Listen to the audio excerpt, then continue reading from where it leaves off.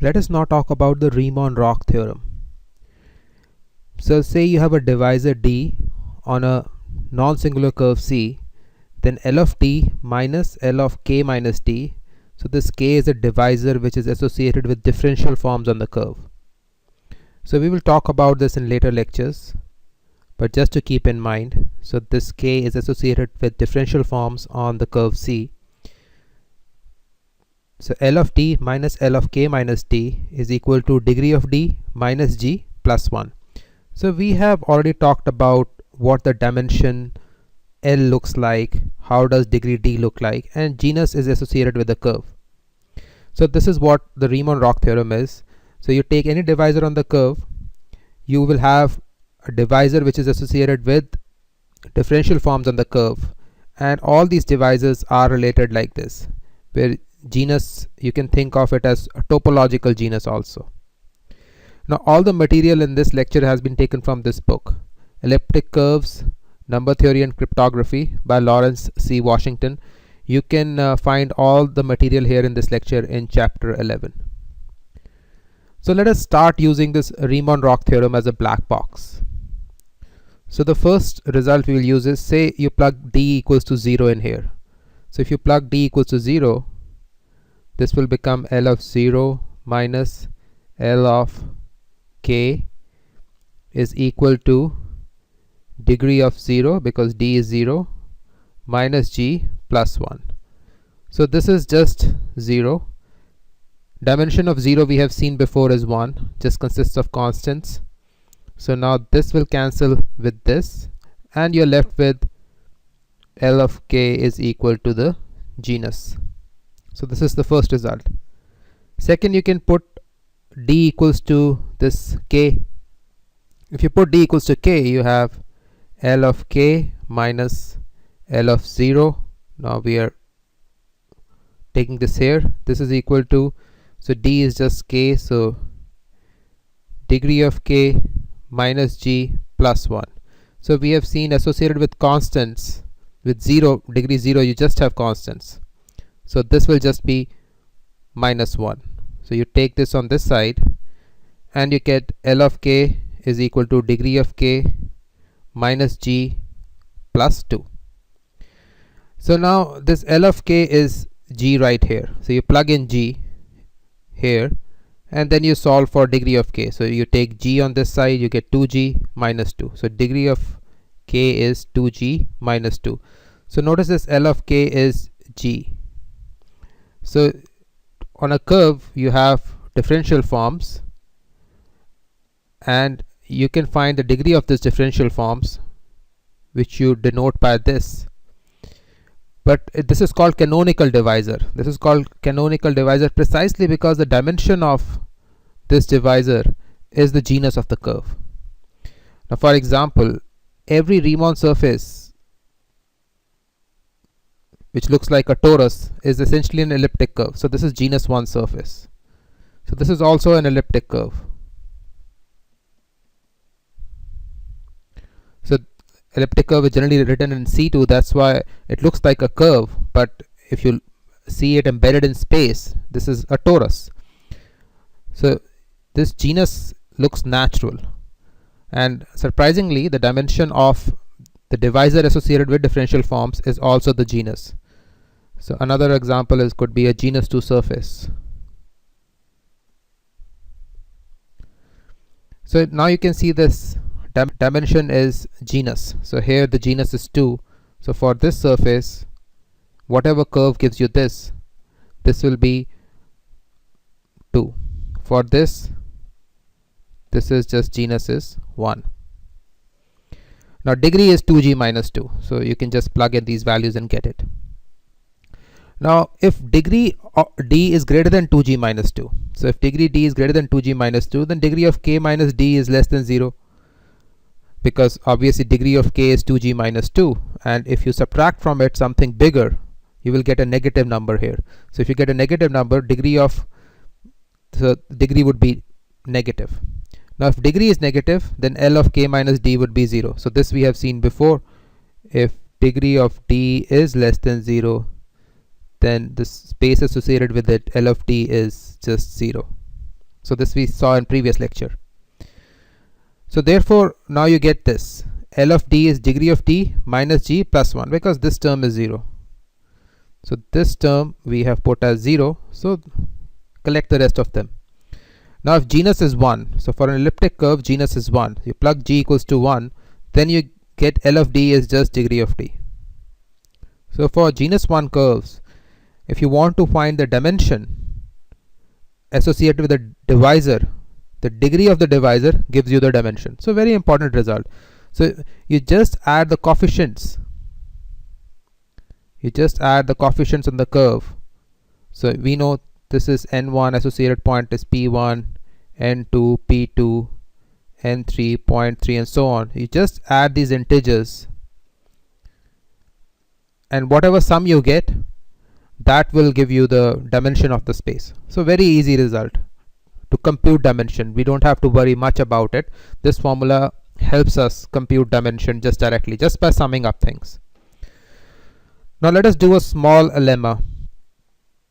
So say there are 2 points p and q on the curve, and this curve has genus greater or equal to 1. So this is very important. So the genus is greater or equal to 1, and these 2 points are linearly equivalent.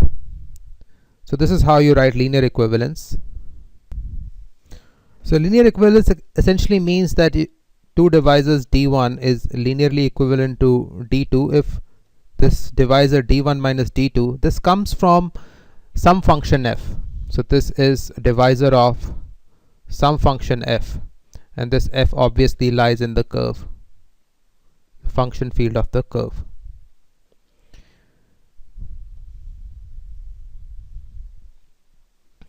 So if this is true, then these 2 points are equal.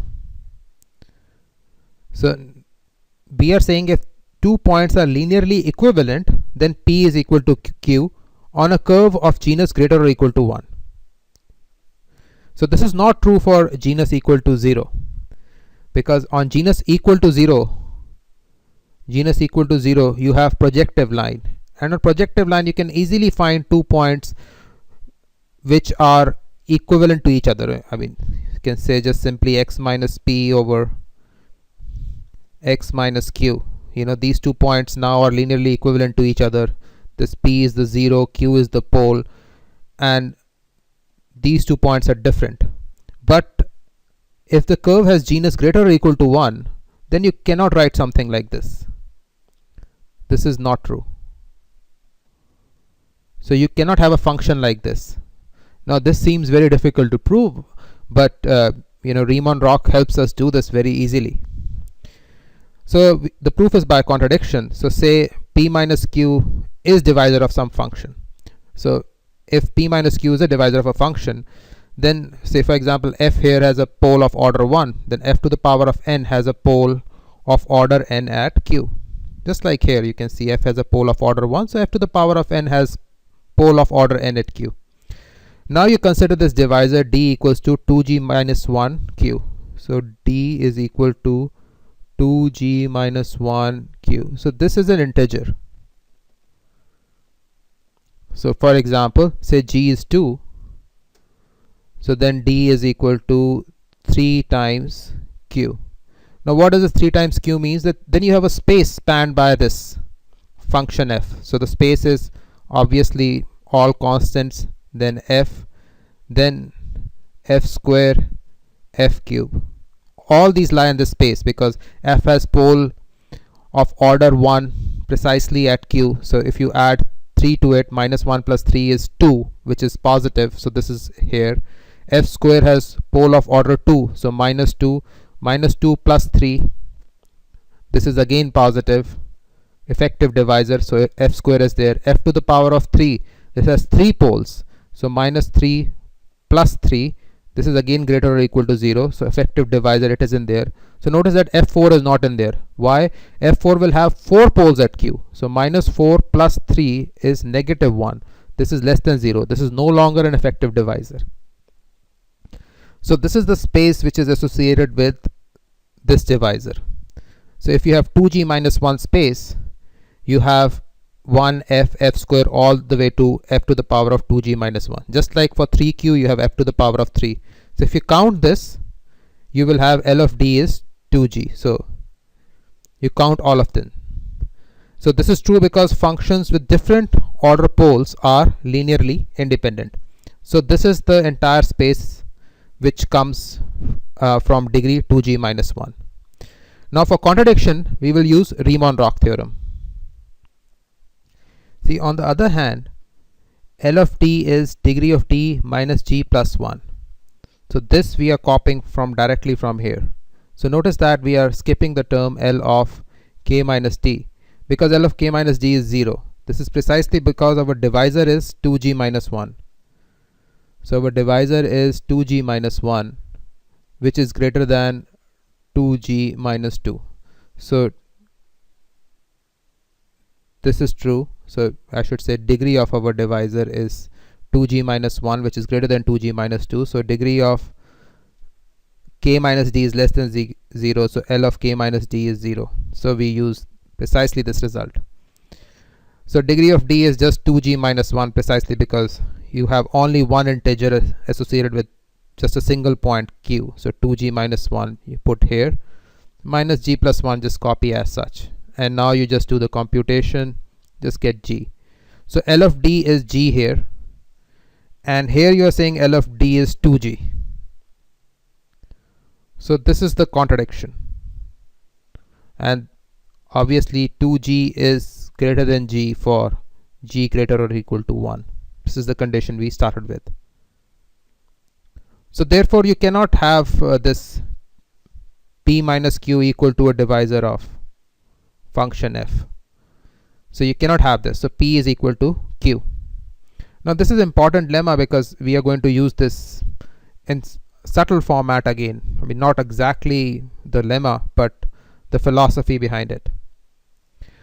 So on elliptic curves you have genus as 1. So L of d is degree of d. In particular, if you have a point p and you associate integer n to it, so then degree of d becomes n.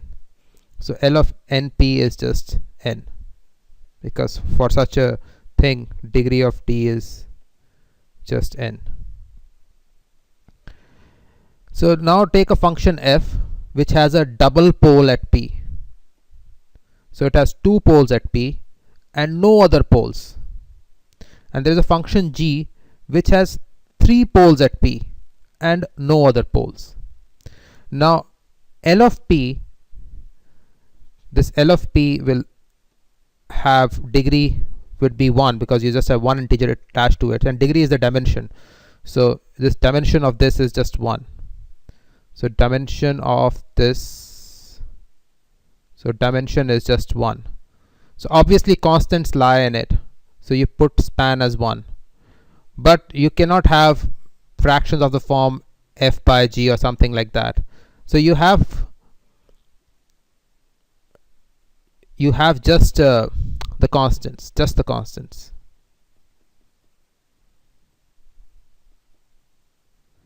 You do not have any other fractions because the span is just 1, dimension is just 1, and that dimension has been taken by constants. So notice that in the previous lecture when we did not have restriction on the genus, so the problem here arises is precisely because genus is 1. Elliptic curves have genus 1. If the genus was not 1, we saw to a single point p we could associate another function of the form, say f over g, but here we cannot do that because dimension is 1. Now L of 2p, this dimension will be 2. So now you have function 1 and f. So constants and a function f, and this function has double pole at p and no other poles. So this 2 will cancel with the double pole of f. So L of 3p, so you have 1, f and g. So double pole, g has triple pole. So obviously notice that we cannot have a function with more than 3 poles because that will give us the total degree would not be effective. So we want, once you add this 3 to the number of poles, you should still get a positive number as we saw before. So you have this. So 4p, that means you have maximum of 4 poles. So you have 1, f and g. So 3 you copy from as such. So notice that this is included in this, this is included in this, this is included in this. So you're improving this number here. So now you can add f square because f square will have 4 poles. F has double pole, so f square will have 4. So 5p, you again have 1 fg f square. Then you have fg. So f has 2 poles, g has 3, so you get 2 plus 3, 5 poles here, maximum of 5. But for 6, you have everything here, 1 fg f square fg, but you can also have f cube, because 2 to the power of 3 will give you 6. So 6 here, and g square, which is also 3 plus 3 now, because g has triple pole, 6. So now if you count them all, you get 7 letters here. So the dimension is 6, because L of np is n. So dimension of this is 6. But how many elements are there? There are 7 elements. 1, 2, 3, 4, 5, 6, and 7. So they must be linearly dependent. So you write an equation like this for them. So we're just showing that they are linearly dependent. So just have the terms. You have g square, you have fg, you have g, and then you have f cube, f square, f, and then this the constant, and this g is taken care of right here. So this is this form. Now you can do a slight modification and go from here to here, and instead of g just write y. So you adjust coefficients in f so that this a0 becomes 1. Then this, instead of g you write y, and instead of f you write x. You get this equation. So this is the equation of an elliptic curve. So we have derived the equation of the elliptic curve using the Riemann Roch theorem. So this correspondence, this is just hand wavy. You can again see in chapter 11 of Lawrence Washington's book on elliptic curves how to get the exact correspondence.